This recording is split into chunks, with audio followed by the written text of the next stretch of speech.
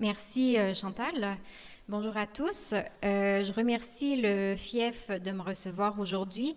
Je m'appelle Anne-Isabelle Tremblay, je suis responsable de la bibliothèque Gaston Miron. La BGM, c'est le fonds québécois le plus important à l'étranger. Il appartient au gouvernement du Québec. Il est soutenu par la délégation générale du Québec à Paris. Et depuis 2012, il se trouve en dépôt à la Sorbonne Nouvelle, donc à Paris. Je suis ici aujourd'hui pour vous présenter Nelly Arcan, une des voix les plus fortes de la littérature québécoise contemporaine. Alors, Nelly Arcan est née sous le nom d'Isabelle Fortier en 1973 à Lac-Mégantic. Elle a été élevée dans une famille catholique de classe moyenne. Elle a eu une enfance plutôt calme, suivie d'une adolescence assez tourmentée. Notamment, elle a eu des troubles alimentaires. Elle a été anorexique. En 1994, elle quitte sa petite ville pour s'installer à Montréal, où elle fait des études de littérature à l'Université du Québec à Montréal.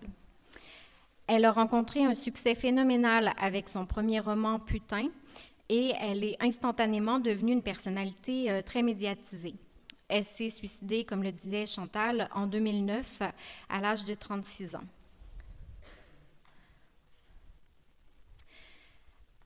Alors, son premier roman, Putain, est paru aux éditions du Seuil en 2001.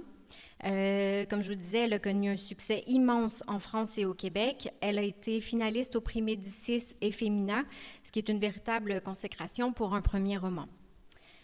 Si on résume de façon très simpliste, Putain raconte l'histoire d'une étudiante en littérature qui se prostitue en parallèle de ses études. La narratrice y raconte dans le menu détail ses relations avec ses clients, tout en insistant beaucoup sur ses états d'âme. Ce serait d'ailleurs le psychanalyste de Nelly Arcan qui lui aurait proposé cet exercice d'écriture comme une catharsis et qui a finalement abouti sur un roman.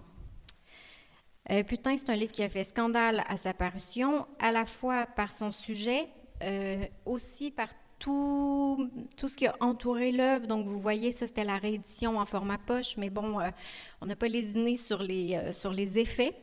Et les éditions du Seuil avaient choisi d'inscrire le mot « récit » sous le titre, ce qui brouillait encore plus la frontière entre la réalité et la fiction. Les textes sont très crus et explicites.